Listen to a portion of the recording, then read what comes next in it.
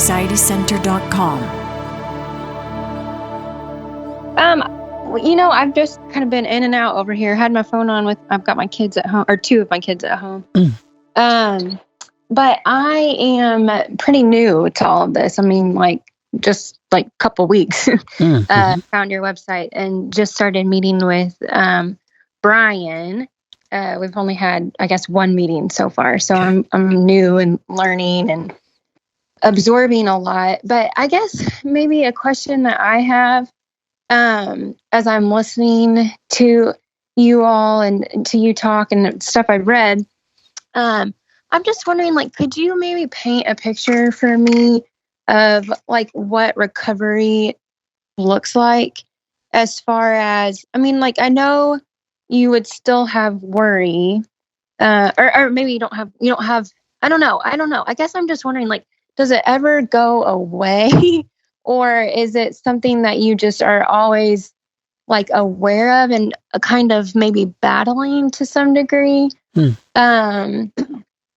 And I actually, so sorry, I'm trying to make this short, but the thing that I'm relating it to is I did kind of go through, I've done some counseling, just through some different seasons of my life that was really helpful. And, as a new, in my late 20s, I was going through this thing with my dad, had a lot of bitterness towards him and anger and all this stuff that I was just always mulling over and thinking about. And every time I was with him, I was kind of analyzing it and thinking about it.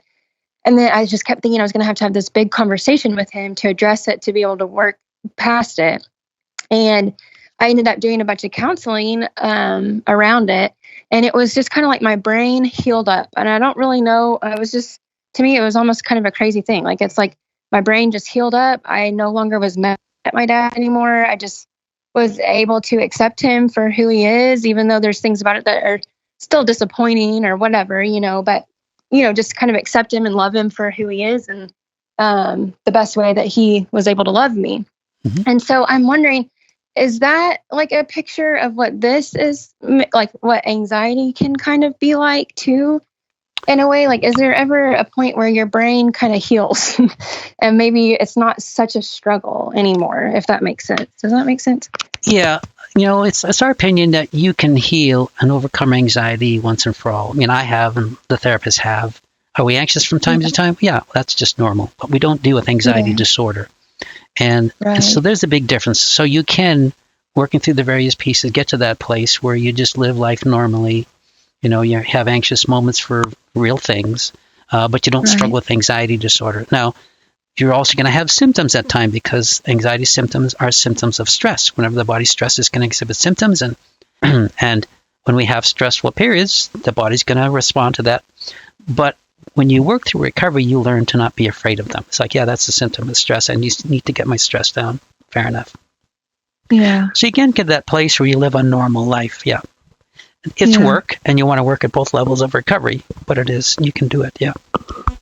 So I guess my question would be so my big worries, I guess, are, I guess what I'm trying to figure out is if I need to be focusing more on the level 1 recovery or the level 2. I know both, but, the level 1 has kind of gotten me, recently has gotten me all worked up. But I think the reason that I'm here is because of some level 2 things that have been maybe unprocessed. And so I guess my question is, will that ever go away? And I guess specifically, I'm a young mom I'm a mom to 3 young little kids. And I think I just have this fear of something happening to me. And so that is kind of what filters everything that I do. Yeah. And so I'm so I guess I'm just wondering, am I able to overcome that, and just kind of put it aside, or is it something that would maybe always be a struggle for me? And so then most recently, that's my great fear. And it's been there for a while, really since becoming a mom. And then something kind of did happen to me over this. I mean, just kind of a medical situation happened to me over the summer. And I'm fine now, but my body's having a really hard time calming down from it. Because it was so intensely scary for me. And I think other people who didn't have that specific fear maybe could have handled what I went through a little bit more, normally maybe, and less like how I did. Gotcha. And so I guess, I don't know. I'm just wondering, because I'm like, I know everybody has like, and for whatever reason, like I've been through some stuff recently too with our kids getting injured and some major, been in the hospital with them and stuff. And that is not a trigger as much for me, which is strange because for some moms that really is, and I am obviously terrified of something happening to my kids, but it's not, I'm not obsessively worried about that like I am about myself. Yeah. Yeah. And so I don't know. That's a common worry, especially with new moms. And if a person is anxious to begin with, then of course worrying that something might happen to you and then what's going to happen with the family is a concern. We see that quite a lot, actually. As the kids get older, it becomes less of a concern. There's reasons why you have that, and working on level 2 recovery, which you'll probably do with Brian, will be really helpful so you can understand that threat, where it comes from and how to manage it. So it's not a concern for you any longer. So you can work through these things. I mean, it's all because of the formula is so simple. Anxious behavior creates stress, stress creates symptoms. When you address the source of the problem, you solve the problem. It's just a matter of doing the work to solve the problem. So you can get there if you stay the course.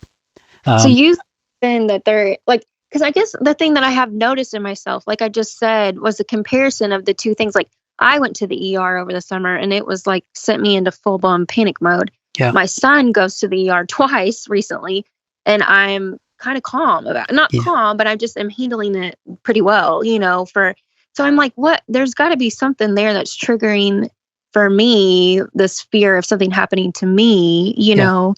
Yeah. And so do you think there is like a way to kind of like, I guess, pinpoint that and make it where it's not as threatening?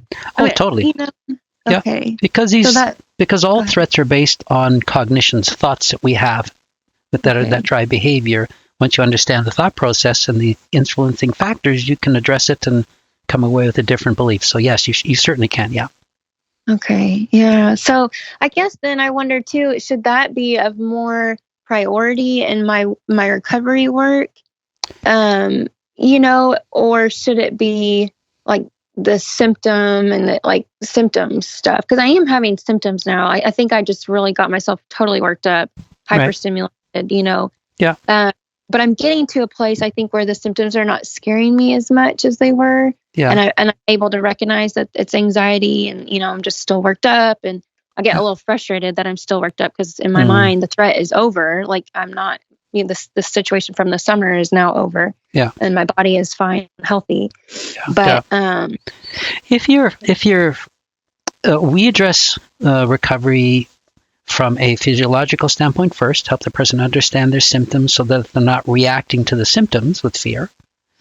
Because if you're still reacting to your symptoms with fear, the level 2 recovery work's not going to do much good because your body's not going to recover and you're going to still be symptomatic and hyperstimulated. So we help the people understand the hyperstimulation side first so they can get some comfort with their symptoms, start to ease their fears about them. And as those fears come down, stress will come down. And as stress comes down, symptoms start to subside. So that's job number 1. If you don't think that's a factor for you, where you're not really too concerned about your symptoms, you have them, but you don't really care too much about them, then going after level... I don't like them, but they're not scaring me, I guess. Yeah, if they're not scaring you, and if you understand the relationship between stress and your symptoms, then probably going after level 2 recovery would be more important, especially your main fear. Okay. Yeah. Interesting. Yeah. Okay. I might mention that to Brian then too. I just kind of started to wonder, about that. And then I guess another question. Just before you go further, not all therapists have that point of view. So it's a good thing you mentioned. You're going to mention that to Brian. You can mention that you and I talked, because sometimes we have clients who come to us to say, well, my symptoms don't bother me. It's not an issue. Let's go to level 2 recovery. Yet when you just start talking with the client, you realize level 1 recovery is a major problem that they're not even aware of. So sometimes they'll just go back there anyways, thinking that could be the case. But Brian should be able to determine, where you're at and the approach you need to do. But if based on your brief comment to me, I'd be going right at your core fear here. Okay. Yeah. Because I honestly feel like, and I'm a strong Christian and believer. Sorry, I'm gonna try not to cry, but I do feel like sorry. This thing that happened over the summer was like right at my core fear, you know. Yeah. And so I'm trying to believe that that is from God. I'm hoping that it is for Yeah. him, you know, as a way for me to really kind of address this and work through it and kind of heal it up. Yeah. Yeah. Hopefully that, because I've had anxiety off and on for you know, well, really since kind of getting married, and I've dealt with a lot of it as far as just kind of, I think, why I had that anxiety then and all this. But I do feel like maybe the lasting piece that never really got resolved was just an issue a little bit maybe between me and God. And so I don't know if that is what's happening here. You know, I don't know. Anyway, I'm just kind of processing that all out loud. But yeah. just You know what? And these are going to seem like simple words, but how a parent can come to peace with being taken out of the world prematurely. Because there's going to be two parts to that. The one part that we hear a lot is that people, well, what's going to happen to my family? You know, they're concerned about their family. They're okay with going to heaven. It's just that they don't want to leave their family in a lurch because the impact of how it's going to affect the children, the husband, and other things. So that's one of the main concerns.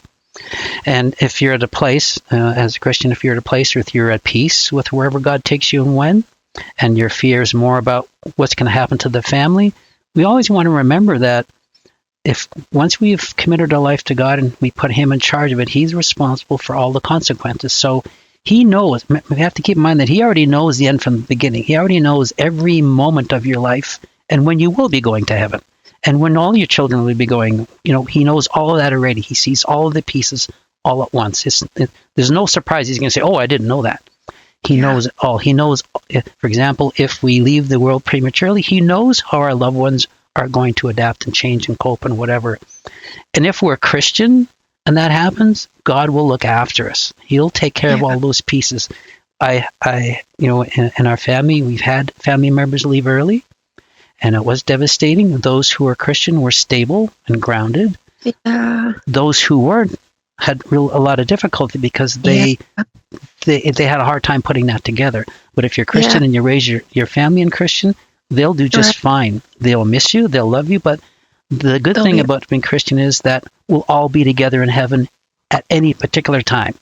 And when we're in heaven, the time on earth goes really, really quickly. So it's like we're up there and in a blip, our family's with us. So we have that reassurance. So we can steady ourselves and think to ourselves, okay, if God does decide to take me home, it is his will. And if I want his will, then I should be good with that. When I get to heaven, I'm not going to have any worries about that because remember, there's no fear, no worries, no crying, nothing there. We'll be at peace and God will look after our family. Even though we can't see how he's going to do it, he will. And sometimes that brings, you know, peace to the parent who's here raising a young family. Yeah, I think, you know, I think if you would have put like the stuff I went through over the summer and facing the, you know, all that, like the thought of dying early or whatever. Yeah. I think if you were to put me next to a non-Christian, you probably wouldn't see much difference, honestly. Yeah. And so that's where I'm like, I know there's something there that is not, I'm not sure what it is, you know, exactly, or why that is such a trigger for me more so than other things, you know. Yeah. But yeah, maybe if I tell that to Brian, he'll be able to kind of help me resolve that or understand maybe why that is the case. I'm sure there's some background things too that are probably setting this up. And another thing that's probably playing more of a role here is because of your experience over this summer, your body's hyperstimulated, and we know hyperstimulation will increase our fears. That's just a fact. Yeah. So you're going to be more overly reactive to it than you probably normally would be until your body calms down. Yeah, that's interesting. That's a good thought too. Yeah. Okay. Yeah, that's helpful. Sorry, I didn't mean to. It's all right.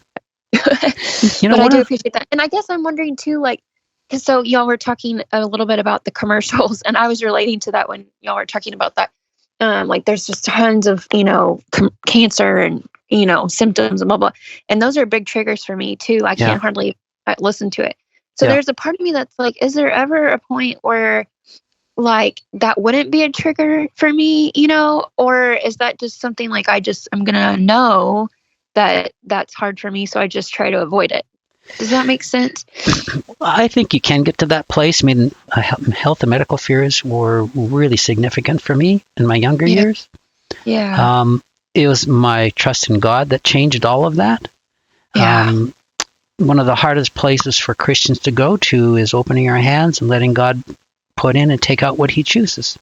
Yeah. And if God decides to, give me something that's going to be tough to get through, well, that's his will. And I know he'll comfort me and support me as I go through it. And there'll be great learning through that. And so I've come to that place, but it's hard, especially when you have a young family, because you love your family. You don't want to see anything bad happen to them. You want to be there to nurture and support them as they grow up and be there through all the milestones. So it's difficult to get there, but this is where, again, growing our faith and trust in God, maybe, I don't know why or where you are in that, but there's different ways to get there. Some people, they will grow their faith through having a better understanding of their Christian faith and how solid it is. There's one way to do it, through apologetics and learning why the Christian faith is reliable and dependable and trustworthy. Other people will do it just through the faith aspect by, I don't need to know that God is there because I already do, but I'm just going to grow my trust and faith in him by studying the word and drawing closer. There's a lot of different ways to get there, but that, for me, my Christian beliefs solved so much of that I couldn't have done any other way. Yeah. I got figured out. Yeah. Okay. Yeah. And, for example, backgrounds will also have an influence. Depends on what happened when we were growing up and how our parents treated us. And, if we had loved ones die prematurely, can also raise that. There's so many things that Brian will be able to dig into and help you understand better and put pieces together. But you certainly can come to a different place when it's not that threat anymore. Yeah. Okay. I guess that's what hearing you say that is what is sticking out to me or interesting. Just like it not being as much of a threat, because right now it just feels like the ultimate threat. Yeah. And but then it's interesting because I do have friends that are more worried about their children. I feel selfish sometimes because they're so worried about protecting their children, and maybe I'll be that way as they get a little bit older. But for whatever reason, in these early years, it hasn't felt like as major of a threat, like something physical happening to my kids. And so I'm just trying to, understand maybe the difference of why that is such a major, major threat for me. And then it was just so flared up this summer that I'm like, okay, I guess I'm hoping that the Lord brought me to this place, to kind of deal with it and maybe be closer to him, or I don't know exactly, or hopefully get out of this anxiety loop that I've just kind of been in for a lot of years, but it's been manageable. But then all of a sudden now it kind of got to where it's like, oh my gosh, this anxiety feels like a really big deal, and it's not as manageable as it once was. Yeah. And this, could be the way he's teaching you to not be anxious through this experience and raising it to your attention, because he knows, down the road you'll be in a better place by having to go through it now, and how you're working through this can be a blessing to your family. Yeah, that's what I want to believe. So thank you for saying that. Because I want to believe that, but I guess that's why I was asking, like, what does recovery actually look like? Like, is that hope really a lot there, for me to get to a place where anxiety isn't as crippling, or just even that, that the fear of something happening to me isn't as crippling, because it does dictate right now it's to the point where I maybe want to go on a trip or so, I don't want to leave them because I'm afraid if I leave them, something might happen and that type of thing. It just, so it affects a lot of the decisions I make. Yes. Yeah. Yeah. Not healthy. So. Yeah. And this is going to be a growing period for you. So don't be in a hurry. And as you start to understand things better, it really is going to change the trajectory of your life and your family's life. So this could certainly very well be God ordained, or God intervening to give you a heads up that there's some work that needs to be done that can, again, be very beneficial to yourself, your family, and others too. So I really appreciate you saying that. Oh, you're more than welcome. Like, it's hopeful, gives me hope. We've been working with people for about 35 years. I think I've been working with anxious people, and everybody. I've not seen one person not recovering when they've done the right work. Period. Yeah. People who don't recover don't do the work, and there's various reasons why they don't. But those who are determined, work through it. You can solve the problem and move on to a way better life. So there's lots of reason to be hopeful. Yeah. Okay.